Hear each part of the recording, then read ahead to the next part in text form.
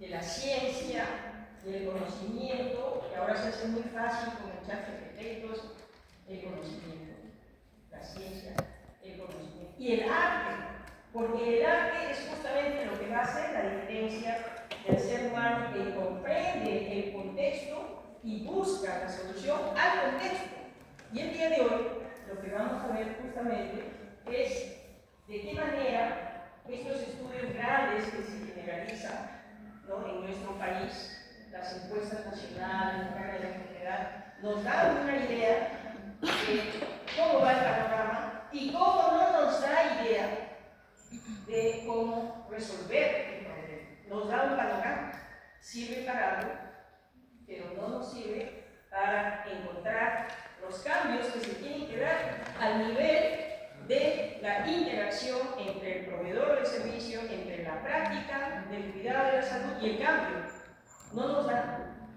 ¿Cómo se logra eso? Con investigación cuantitativa, encuesta y cualitativa. O sea, tenemos que hacer preguntas, tenemos que observar la información. Eso es la fuente del conocimiento que nos va a ayudar a cambiar. Entonces, con esa mirada crítica, vamos a mirar todo lo que estamos encontrando de las encuestas. Vamos a ver otro tema ahora. ¿Cuáles son las funciones biológicas de un ser humano? Funciones biológicas. Respirar. Bueno, respirar puede ser, ¿no? Y también puede ser una función vital, ¿no es así? La frecuencia respiratoria. Entonces, la función biológica es poder tener aire saludable, limpio, que no enferme, ¿no? Equivalente. Y otra, función biológica. Comer. Si no comemos, no hay vida. Función biológica. El otro es, obviamente, ¿no?, dormir, descansar, son funciones biológicas, sin lo cual no viviría. Cuando esa función biológica se cumple, entonces tenemos funciones vitales: presión respiratoria, presión cardíaca, presión arterial, ¿no? Entonces, la combinación de funciones biológicas con las funciones vitales es lo que tenemos nosotros como resultado hoy día, nuestro cada día. Y como su compañera dice, la nutrición, la alimentación es fundamental. Por eso es que la profesión que ustedes tienen, ¿no?, es esencial que tengan una mirada de 360 grados, ¿no?, de los elementos que se necesita disponer el conocimiento científico.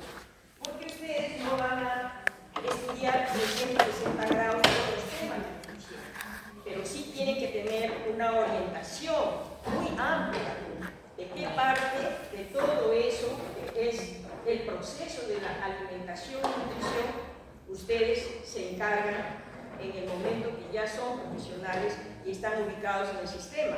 Pero si desde ahora los estudiantes no han reflexionado en toda esa gama, ¿no?, de funciones y de procesos que se necesita tener a la mano para llevar a cabo ese hecho fundamental de cada persona, ¿no?, para sobrevivir. ¿Qué pasa en Gaza hoy día? ¿Qué sabemos de Gaza en relación a esta función biológica?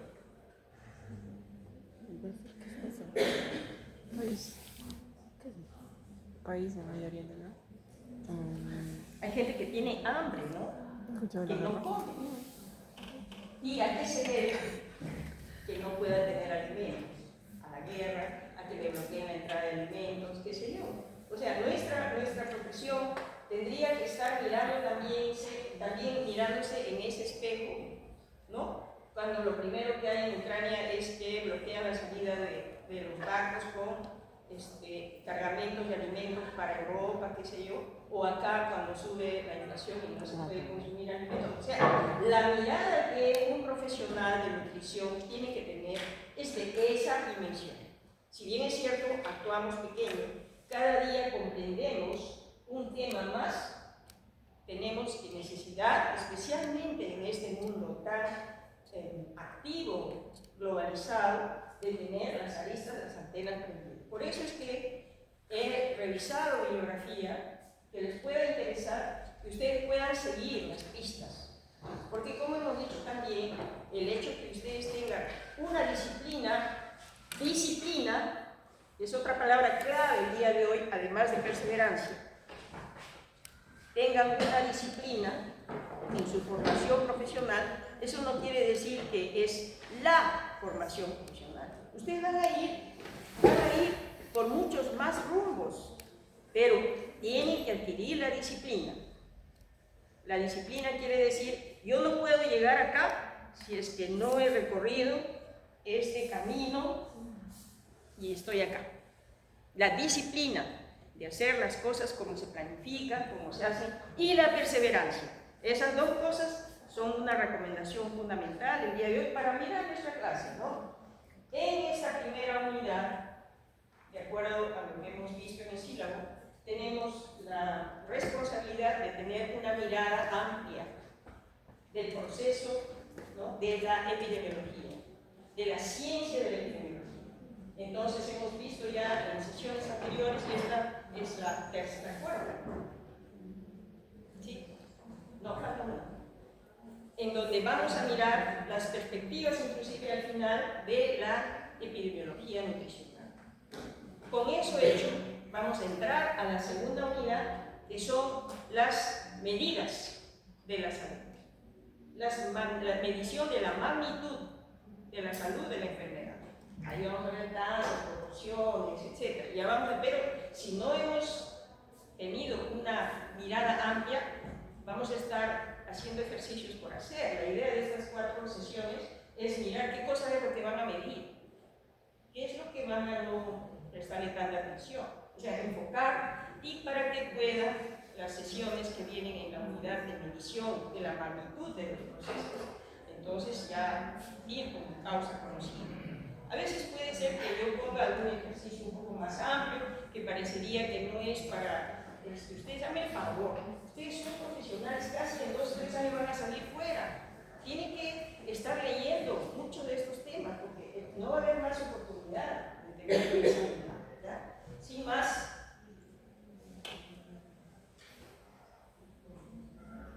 para ver rápidamente el panorama, un ejemplo de lo que estamos diciendo, del abanico de temas que tenemos que tratar. Vamos a ver el anemia como problema de salud pública, y hay una palabra muy importante que ya hemos comenzado la vez pasada a hablar, de salud pública, ¿no? Como un tema que ocurre a nivel individual se transforma en un problema de salud pública cuando ese problema afecta el desarrollo de cada persona y sumadas aumenta el detrimento del desarrollo de todo el país. Ya hemos hablado, ¿no?, del estudio de PISA, ¿no?, y el impacto de la desnutrición, y cómo, si es que no cambia, todavía estamos en problemas, ¿no? Ahora vamos a ver cómo lo vamos a resolver. Los determinantes, la evidencia científica para intervenir en salud pública. O sea, no todo tema que vamos a investigar resulta útil para la salud pública, como vamos a ver. Tenemos un marco nacional que se repite. Hay uno del 18 hasta el 23. Hay uno nuevo que se firmó el año pasado hasta el 24. Otro que se acaba de firmar, que es del 25 al 30. Y ustedes ven que entre los 2 planes la cifra queda tal cual, ¿no? Entonces, vamos a hacernos la pregunta: ¿qué está pasando? ¿No? Ahí vemos las funciones de la epidemiología nutricional y las perspectivas que he podido sumarizar para ustedes de la epidemiología nutricional en la salud. Este análisis, ¿qué nos dice? Un comentario rápido. La hora nos gana, entonces vamos a estar todos conectados, ¿ya?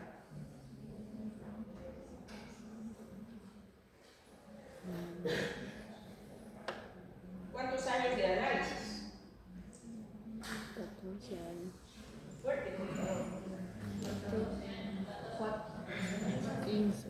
¿No? 2019. Y 2009, 2023. cambios.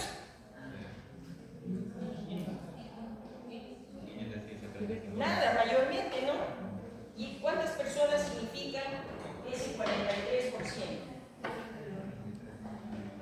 Si estamos hablando de 2 millones de niños de esa edad, 2 millones y medio, 2 millones 800. ¿Cuántos niños significan 43%? Así va a ser, ¿no? Ese es el tema. Entonces nos preocupa que un tipo de estudio, y eso es algo, una cosa que hoy día quiero que quede claro, porque lo vamos a revisar también cuando hagamos diseños de investigación. Este tipo de estudios, que son las ENDES, las encuestas nacionales, son estudios poblacionales. Entonces tienen un tamaño de muestra de 30.000 hogares donde haya mujeres de 15 a 49 años. Eso es la muestra. Y es significativa, representativa de todo el país. Y le hacen la pregunta y le hacen el diagnóstico si en ese hogar hay un niño menor de 5 años o de 3 años. ¿Okay? Entonces, este tipo de estudios ecológicos se llaman así porque son poblacionales. Toman un montón de datos del nivel poblacional. Ese tipo de datos, esto es todo lo que pueden dar. Ahora vamos a ver las ventajas y desventajas de este estudio, pero nos da un mapa, ¿no es así? Nos da una foto. Nos da una foto importante. Pero ¿qué pasa si aparte de la foto, al año entrante, que yo sé que voy a hacer el estudio, no hago algo fuerte? ¿Qué va a pasar? Igual. ¿O qué cosa hago si sigo haciendo lo mismo? Va a ser igual. Entonces, esta sesión es para decir que si queremos que esta figura cambie, hay que hacer cosas que vayan a la causalidad. Entonces, un estudio ecológico nos da un mapa, pero si queremos nosotros ver los cambios, tenemos que hacer estudios de causalidad. ¿Y cuáles son los estudios de causalidad? Los que afectan la razón de ser de la anemia, ¿no? Y ahora vamos a ver que hay más, porque la estrategia más importante que se lleva a cabo en el campo, como motivo de esta es la entrega de tierra a los niños. Pero vamos a ver qué está pasando. En esto rápidamente veremos que obviamente la parte rural de nuestro país está siendo más afectada, ¿no? En relación a la parte urbana. Esto lo van a estudiar ustedes, ¿no? Con más detalle y para la práctica de la semana entrante, porque así estamos haciendo, si estamos teniendo algunos temas de reflexión hoy día, pero la práctica es la que van a entregar la semana entrante, o sea, pueden darle todavía más reflexión, ¿no? Por eso está hecho de esta manera en nuestras clases. O sea, tenemos una teoría, tenemos los materiales, tenemos guía de práctica que ustedes la preparan para la semana entrante. Y antes de que termine o entreguen la otra semana, van a tener su clase a la mano. Porque no quiero que estén mirando si no le dan su tiempo a las cosas que estamos viendo, ¿no? Ahora, este es el tema de gestantes. Y aquí nosotros tenemos que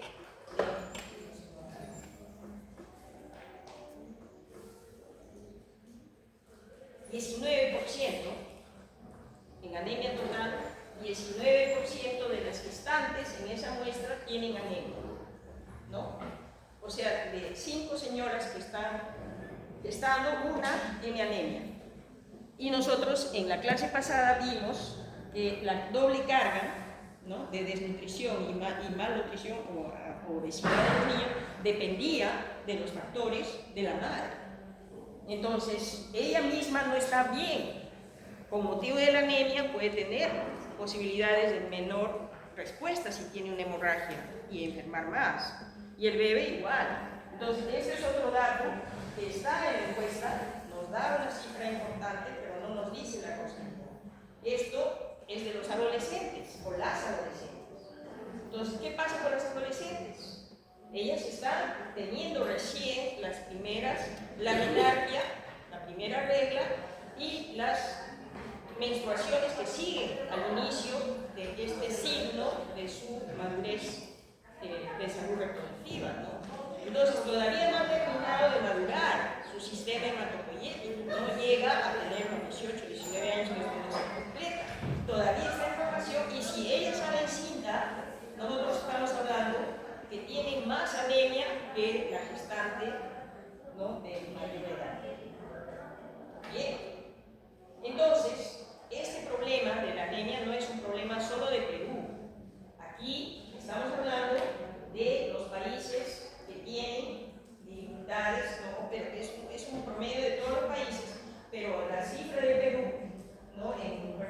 las mujeres gestantes es alta, en primer lugar, en relación a las mujeres que no están gestando y tienen muy poco cambio, también igualito. O sea, a nivel global no estamos prestando atención a la forma como es la vida de las mujeres. Otro dato importante que ya empieza a notarse en la misma encuesta, si se analiza lo que nos trae, es este fenómeno. Las edades en meses, que está en el eje de las X, ustedes ven que tiene mucho más niveles de anemia en los primeros meses de gestación, o perdón, de vida, ¿no? ¿Sí? No. Seguir con eso.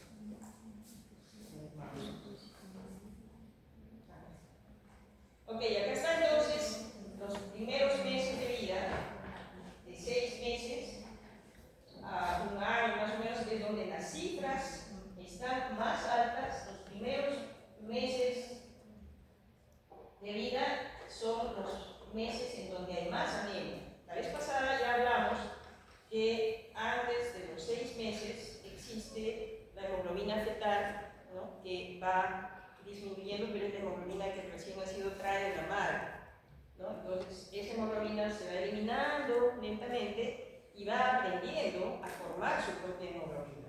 Este es el momento donde está ocurriendo ese proceso. Por eso aparentemente hay más anemia, porque recién está produciéndose la hemoglobina del adulto, ¿no? Pero, como usted ve, al avanzar el tiempo, esto va declinando y prácticamente después de los 3 años ya esto viene a ser normal. O sea, la preocupación de estos 3 meses es compleja, desde los primeros 6 a 11 meses es compleja porque el niño aprende a comer y no sabe comer.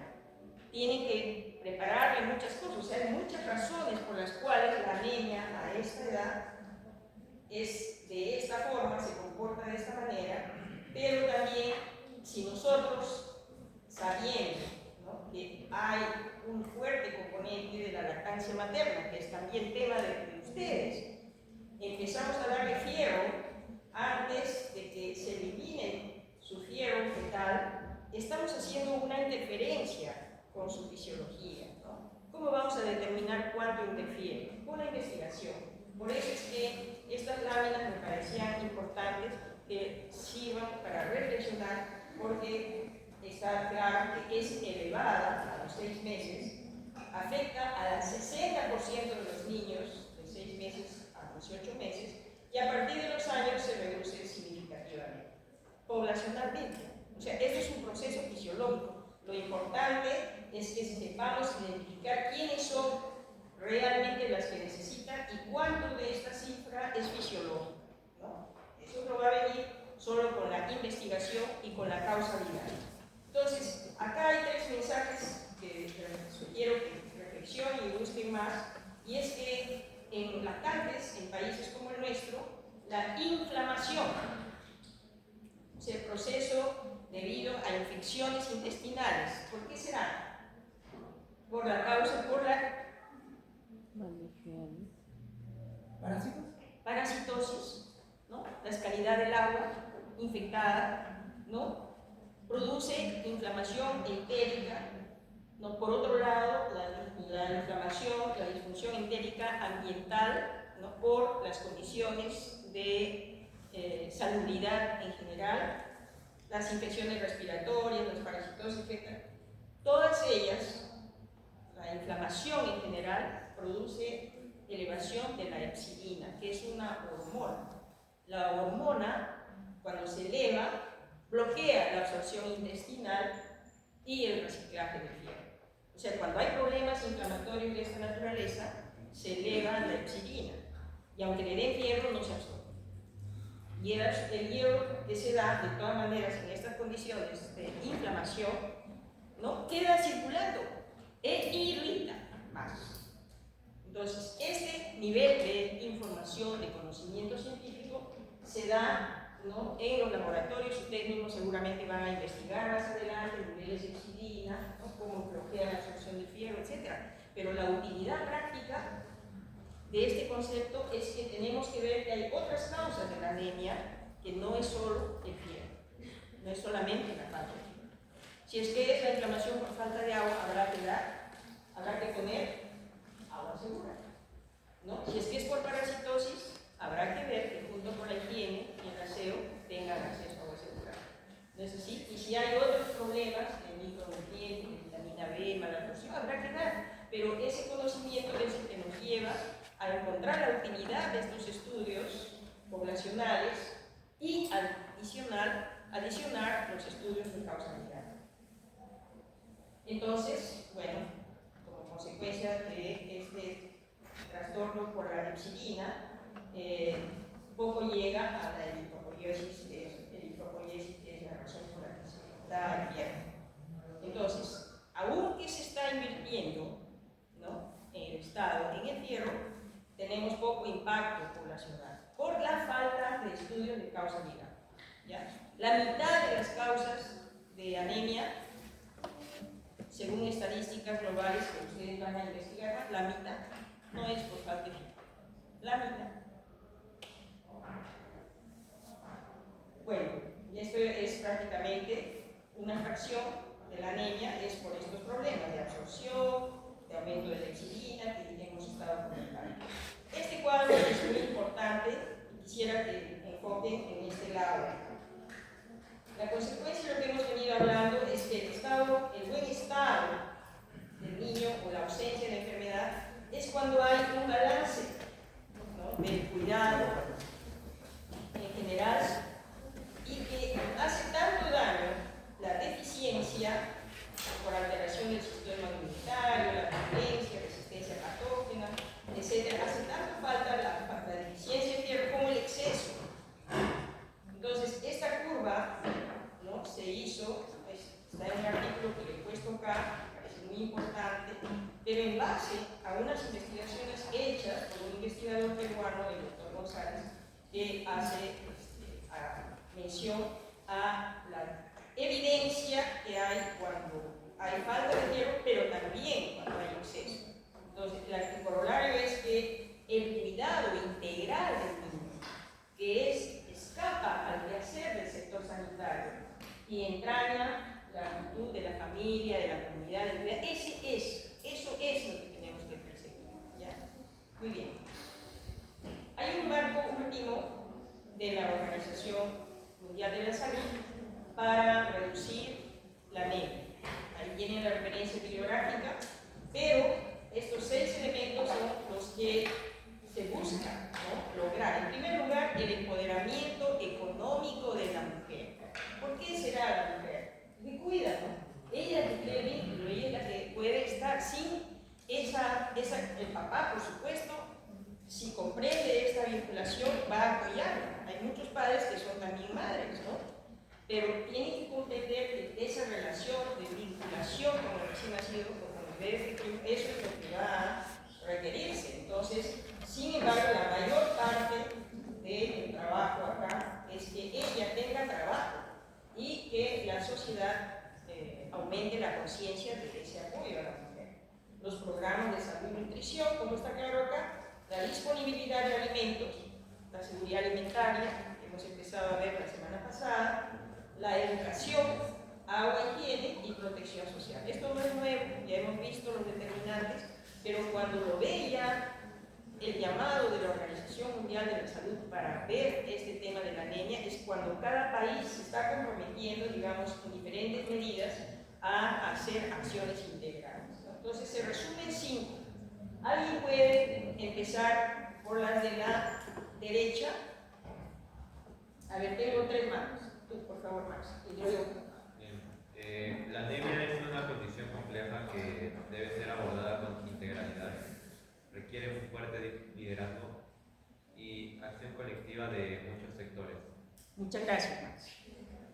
Bueno, tiene múltiples causas: deficiencia de micronutrientes, inflamación, infección, sangrado uterino, desórdenes congénitos y hematílicos. Muchas gracias.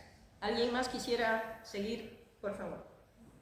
Es fundamental implementar conjuntos de intervenciones en momentos claves en el curso de vida para mejorar la salud, el bienestar y prevenir anemia. Muchas gracias.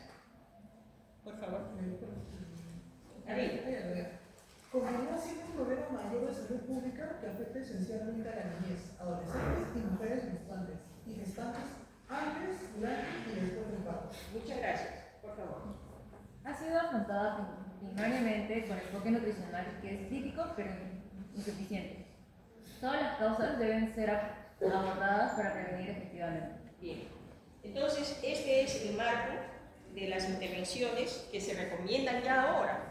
Y vamos a ver qué cosa pasa, ¿no?, en nuestro país respecto a este respecto. Les paso la referencia y les paso la referencia porque cuando ustedes van a ahondar ya en la trascendencia de su quehacer profesional, van a tener que ver más razones. Y en estos estudios, por lo general, la Organización Mundial de la Salud hace una revisión global de todos los análisis, de todos los estudios. Entonces, en la referencia ustedes pueden entrar, vayan a la bibliografía para cada tema que dice acá. Cuando habla de la inflamación, yo diría, a ver, ¿qué cosa entiende por inflamación y la anemia?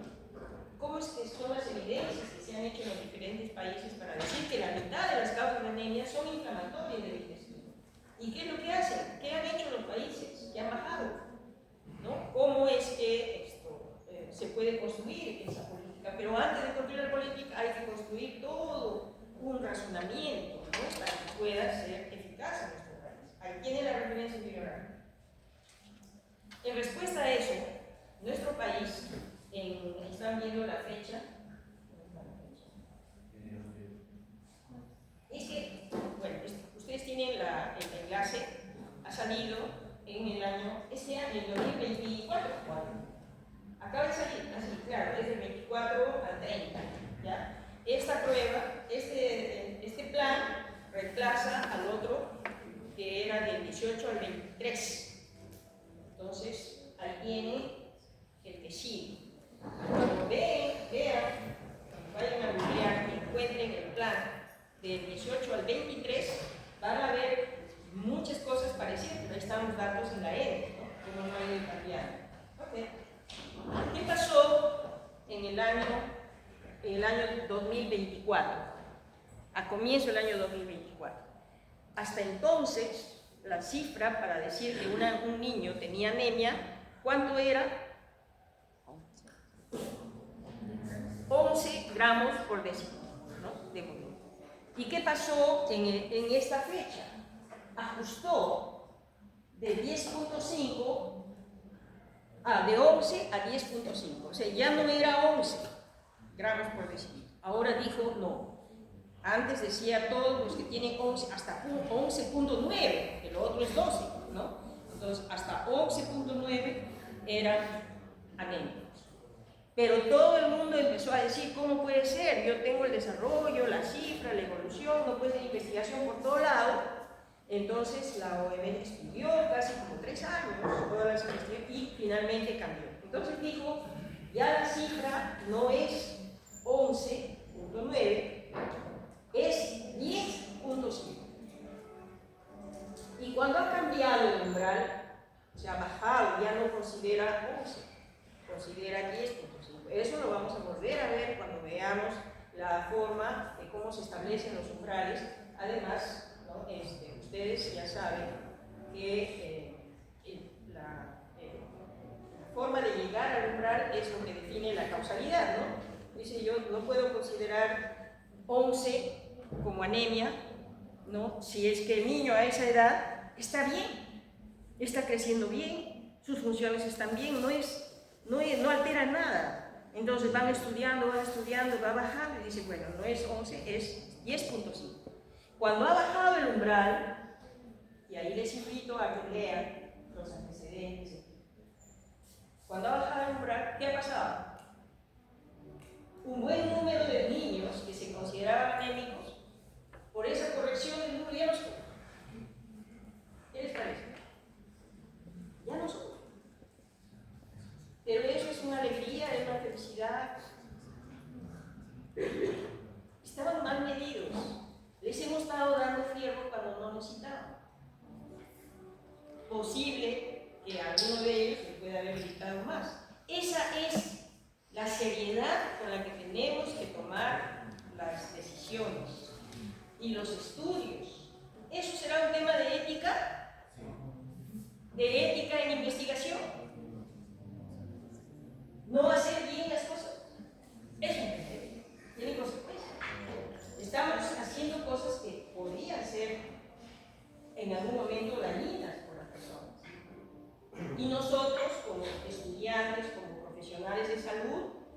interesados realmente en que se hagan las cosas correctamente, éticamente estamos obligados a hacer bien las cosas, bien las cosas. Esa es la importancia de que ustedes reflexionen sobre cada una de sus asignaturas, que cada una le atañe, ¿no? Le atañe diferentes elementos. Entonces, ¿esto quiere decir que no hay anemia? Por supuesto que sí hay anemia. Habrá bajado la proporción, pero hay niños que tienen anemia.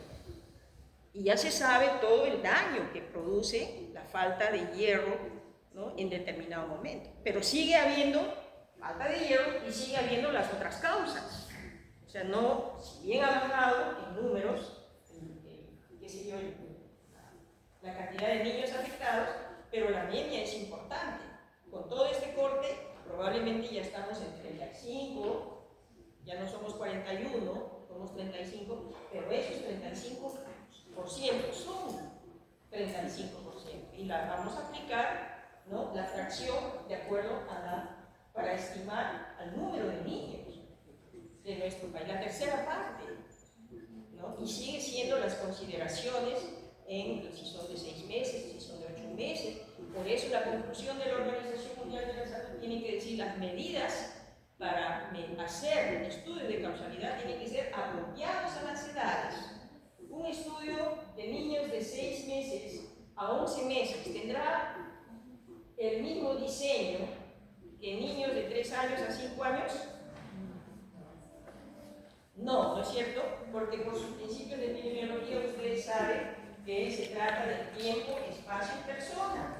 Y esta personita, ¿no?, de 9 meses no es igual a un niño que va al nido de 3 a 5, que no sabe comer, que la persona que le hace su comida tampoco de repente sabe qué hacer.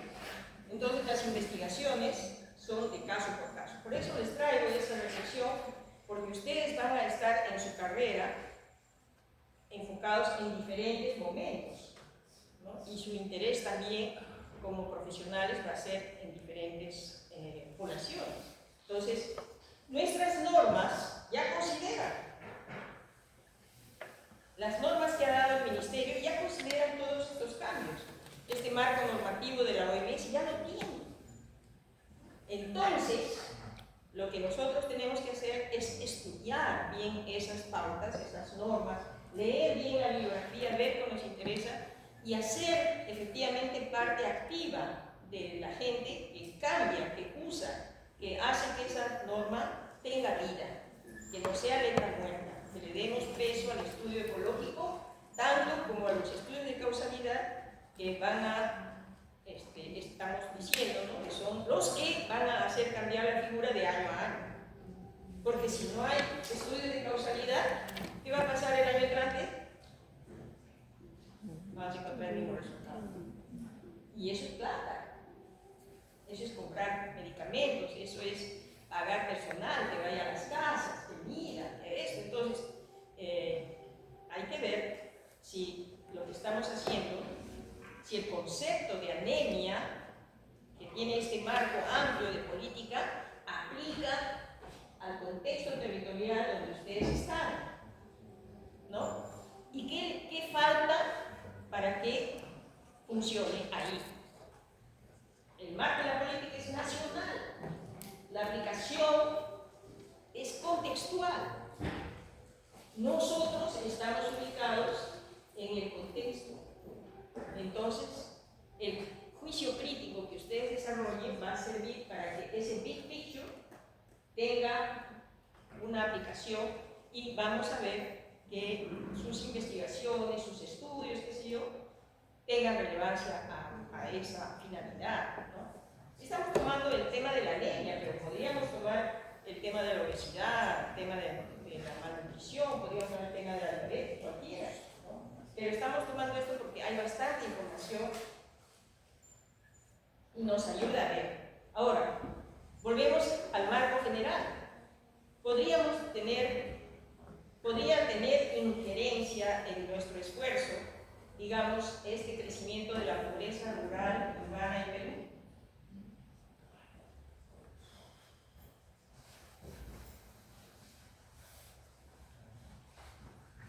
Por supuesto, ¿no? Entonces aquí tenemos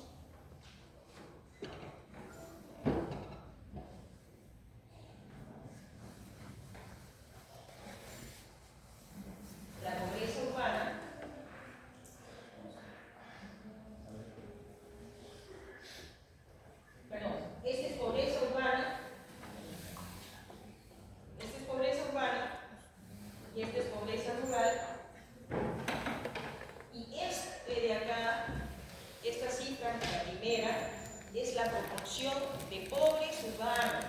Esto lleva a la idea de que en este momento en nuestro país, bueno, desde el año 21 y por la urbanización, la mayor cantidad de niños o de pobreza está concentrada en la zona urbana. O sea, hay importancia en la zona rural y tiene otra realidad.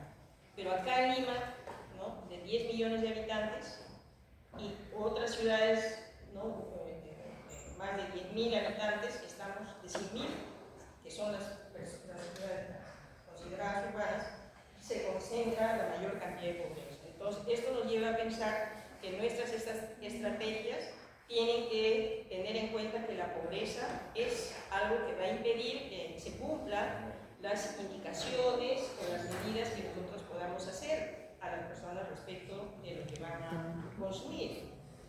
Y cómo ha ido cambiando la tasa de pobreza de Perú. Miren, en los últimos años, sobre todo después de la pandemia, cómo ha crecido en relación a América Latina. O sea, nosotros como país no hemos sabido, bueno, esto ha sido consecuencia directa de la pandemia, ¿no? Ahí tuvimos un choque muy fuerte, pero no se olviden también que un factor muy importante en nuestra economía es la informalidad. Aquí tenemos algo muy directamente relacionado con, y esta es una encuesta última del año 2025 sobre deficiencia nutricional. Entonces, la cantidad de personas, estamos hablando de casi 4 de 10 que tienen déficit nutricional, déficit calórico.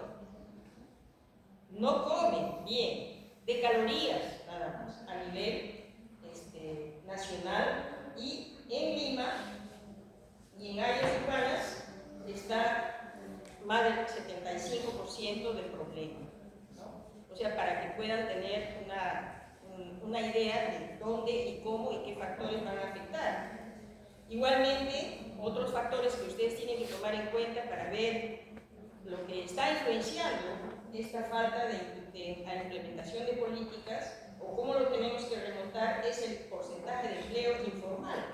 Y aquí tenemos, efectivamente, que estamos en 65% en este último trimestre en total de porcentaje de empleo informal y que afecta a los más jóvenes, ¿no?, y en un 81% que no tienen empleo y depende del trabajo. No voy a ir en detalle, porque tienen las fuentes ahí para que puedan ustedes darle sentido a al juicio que puedan hacer para cambiar esta realidad que estamos teniendo. Ahora, en cuanto a este estudio, que es también que nos muestra la cantidad de personas enfermas, o sea, no es solamente que estamos hablando que les falta comida, sino de por sí tienen en el año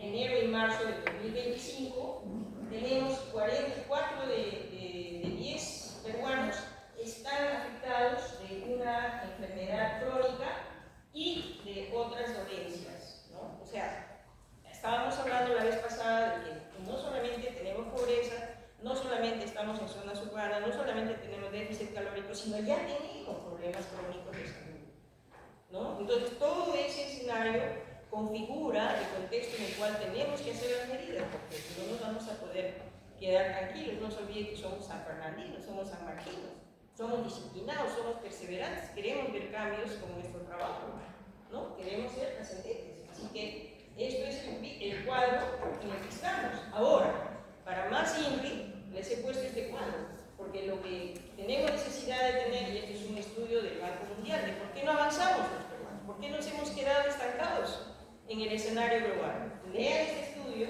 ahí tienen la referencia en la bibliografía, pero lo que dice esto es que hay un déficit de productividad. Las instituciones son débiles en nuestro país. No salimos adelante en la productividad. Tiene mucho que ver con el nivel educativo. Pero la productividad quiere decir acá que, por ejemplo, en Perú, ustedes ven el primer gráfico donde dice Perú, ¿no? Y tenemos la cantidad, la productividad, de acuerdo a el número de empleados que tienen las empresas, ¿no? Entonces, nuestra productividad, ¿no?, es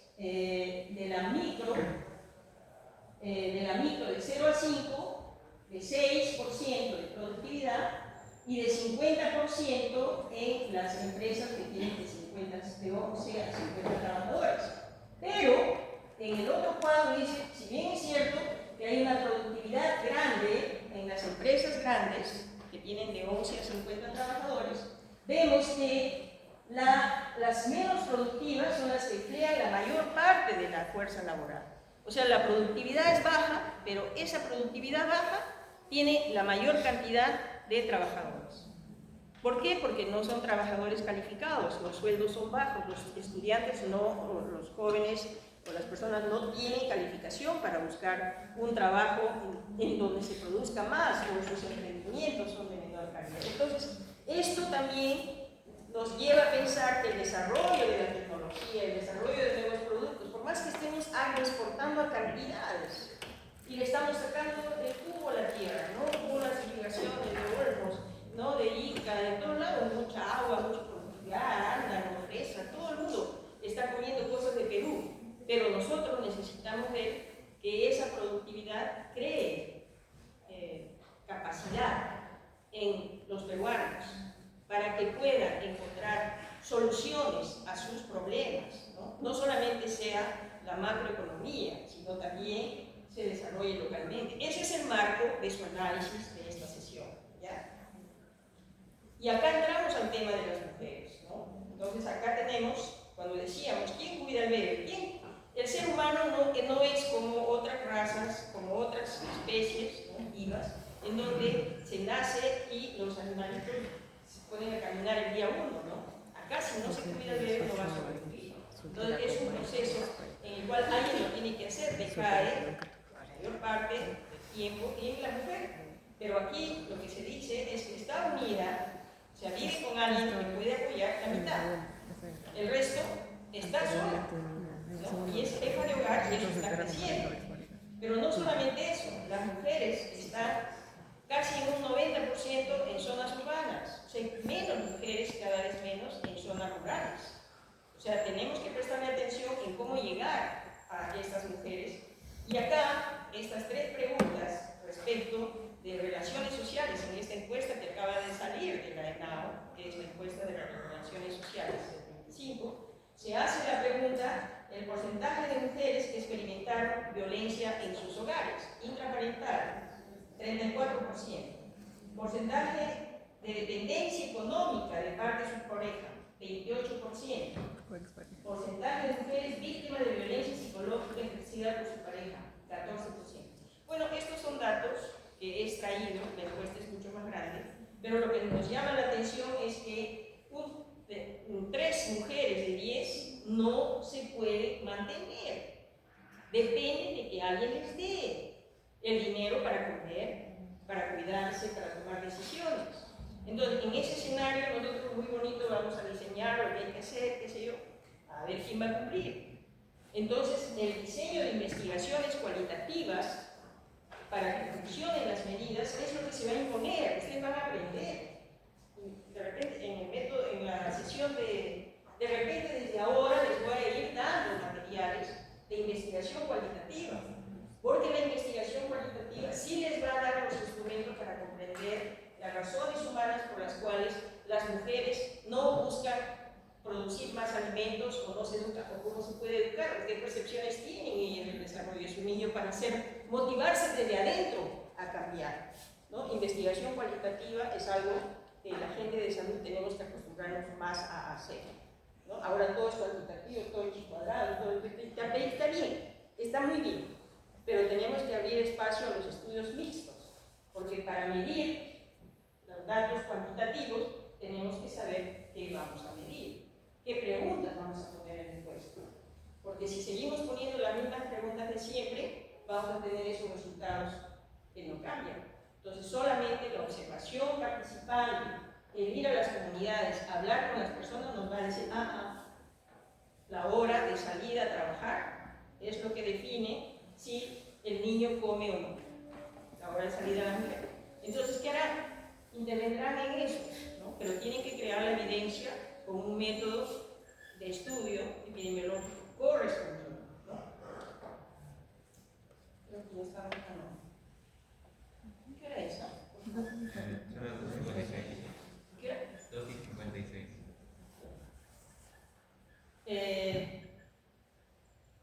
En consecuencia, nosotros vamos viendo que la epidemiología nutricional, por la definición que hemos dicho, ¿no?, de que es los factores de enfermedad o de salud relacionados con la función biológica de la alimentación y nutrición. Esa es la epidemiología nutricional. Ok, entonces, basado en eso, ¿qué contribución podemos hacer más activamente desde nuestra carrera? En estas 4. ¿Alguien puede leer las 4? Fuerte y alto. Ah, por favor. Tú le vas a leer las 4, ¿ah? Bueno, sí, sí. Vigilancia nutricional. Seguimiento de indicadores de ingesta, estado nutricional y sus determinantes. Encuestas nacionales, antropometría y los marcadores. Investigación causal. Identificar relaciones entre dietas y enfermedades. Estudios de cohortes, casos y controles. Ensayos comunitarios. Evaluación de intervenciones. Medir el impacto de programas de suplementación, fortificación, educación alimentaria o políticas fiscales. Análisis del entorno alimentario. Disponibilidad de precios y publicidad de alimentos, así como acceso a agua y saneamiento. ¿Tenemos acá? ¿No? Entonces, la contribución de la epidemiología nutricional a todo este tema que hemos conversado, no solamente la anemia, anémicos, la doble carga, ¿no?, y las otras enfermedades no transmisibles, la diabetes, la hipertensión, la obesidad, va a tener un fuerte basamento en estas funciones que son propias de la profesión, ¿no? La vigilancia, bueno, esos 4 campos que hemos puesto ahí. Esto no lo voy a leer, ¿no? Pero sí, pues de repente, hasta la segunda fila, ya ustedes lo van a analizar, pero hasta la segunda fila, ¿ya? Van a leer, vamos a leer para la sala estas condiciones, digamos, estos ejes, que sabiendo las funciones, vamos a ver con qué ejes vamos a empezar nuestro trabajo. ¿Quién quiere leer las 2 columnas? Sí, tú, por favor. Ya, en tendencias, transición nutricional. Disminuye la desnutrición, pero aumenta sobrepeso y obesidad.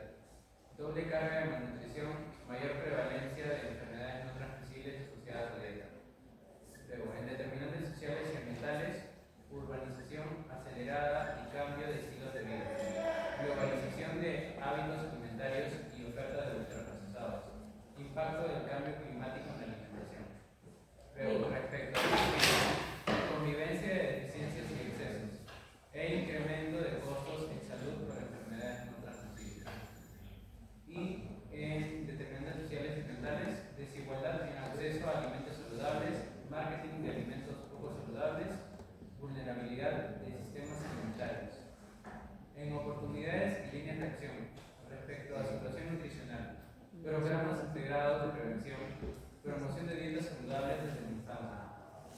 Y en determinantes sociales y ambientales, políticas fiscales y regulatorias, sistemas alimentarios sostenibles y mercados locales. Muy bien. Entonces tienen ustedes los principales ejes del contexto, ¿no?, nutricional.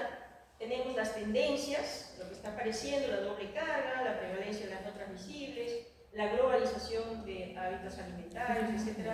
Y las actividades sugeridas. No es excluyente de otros temas, pero sí para que puedan pensar, ¿no?, que hay ejes, ¿no?, hay tendencias en esos ejes, hay desafíos, ¿no?, y también lo que ya está en las normas y lo que el conocimiento que ustedes van adquiriendo va a proveer. Es una oportunidad. Tenemos 3 más, entonces les pido que lo lean en forma horizontal cada uno de ellos, ¿ya? ¿Quién quisiera colaborar leyendo esta primera línea? Por favor, más. Bien, en el eje tenemos como a métodos y tecnología, como su tendencia tenemos uso del Big Data, apps y sensores, el desarrollo de biomarcadores nutricionales. En desafíos tenemos brechas en acceso y capacitación tecnológica, riesgos de centro y privacidad, y en oportunidades y líneas de acción, integrar la vigilancia digital en salud pública, que ya hemos hablado, y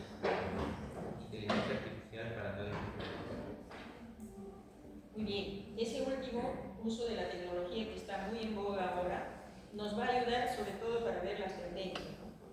O sea, cuánto es contrafactual, cuánto hubiera seguido siendo, si es que no intervenimos, ¿no? Sigue siendo, pensamos que va a cambiar, ¿no? Pero no, de repente cambia poco, en fin. Eso es lo que nos va a ayudar la inteligencia artificial, pero hay que saber qué pedir, ¿no? Bien, seguimos con la siguiente línea. Investigación y vigilancia. Tendencias. Enfoque, curso de vida. Relación con la tecnología. Entre estudios multicéntricos y longitudinales. Desafíos. Limitaciones de recursos y personal. Dificultad para medir la ingesta alimentaria, composición. Oportunidades. Líneas de acción. Capacitación en epidemiología nutricional. Alianzas interinstitucionales y evaluación de impacto. Bien, muchas gracias. Obviamente es para que ustedes sigan en la reflexión al respecto, ¿no? Y finalmente, por favor. Política y gobernanza. Tendencias de mayor interés en políticas de alimentación saludable, avances con el etiquetado frontal y regulación de publicidad. Desafíos, resistencia de la industria Regulación de publicidad me interesa. Regulación de publicidad me interesa. Ay, sí, esa publicidad. Bien, de acción tenemos a fortalecer como fortalecer marcas Divulgativo. participación comunitaria y sostenibilidad financiera de la economía. Bien, entonces aquí este cuadrito le resume varias cosas, pero les va a servir incluso cuando lleguen algunos de estos cursos más adelante en su carrera, porque tienen un curso de política y salud nutricional y otros de plan estratégico. Pero para entonces ya habrán leído muchos más, ¿no? Esto más o menos es una ampliación de lo que acaban de leer. Les pido que lo hagan. Este cuadro es para reflexionar sobre la investigación de la implementación de la política, que es una rama nueva de investigación. Ya está en la norma, ya ha dicho la del año 18 al 23, muy bien. Ahora venimos la del 24 al 30, muy bien, perfecto. La investigación de la implementación nos va a decir dónde están las barreras para que se cumpla lo que se dice en ese plan, ¿no? Y por tanto, ¿qué soluciones se puede dar? Acá nosotros vemos efectivamente que hay intervenciones eficaces dadas por la investigación científica que están diseñadas para que resuelvan un problema de salud. Esto es el motivo por el cual se hace tanta investigación, ¿no? Pero algo pasa acá, de manera que las soluciones que están pensadas no se llevan a la práctica. Entonces, acá hay un tema que son lo que le llamamos problemas de implementación, que son las barreras, los desafíos y sobre todo cómo hacer para remontarlas, ¿no? Y esto también es el marco importante de este nueva manera de investigación, que es la investigación de la implementación, que es una forma de investigación operativa, en donde tenemos que ver los factores internos por los cuales no se cumplen las políticas dentro de la organización, las organizaciones que implementan la intervención, las estructuras de las organizaciones internos, factores externos, económico, social, pero también las personas involucradas. Y acá vamos a detenernos 2 minutos porque ya hemos dicho, en la primera sesión hay el campo del sector sanitario que es pequeñito, ¿no? En comparación con los estilos de vida, en comparación con las necesidades de la edad de las personas o con el tema ambiente, pero es pequeño, pero es, ¿no? Como la poesía de Vallejo, ¿no? Son pocos, pero son. O sea, ¿quién va a mover los argumentos de que se muere, de que se enferma, cómo es que hay que hacer las cosas? ¿Quién hace esa investigación? La gente de salud hace. ¿O con qué palabras hay que educar? La gente de salud hace. Entonces, para que lo que diseñe la gente de salud y sirva a toda esa gran cantidad de actores que tienen que trabajar para ese resultado, ¿qué se va a necesitar? Ustedes lo han mencionado, gran liderazgo. Liderazgo que no quiere decir que yo voy a hacer toda la hora o con mi grupo. Liderazgo quiere decir hacer. Hay un proverbio muy interesante sobre este tema de liderazgo que ustedes tienen que revisar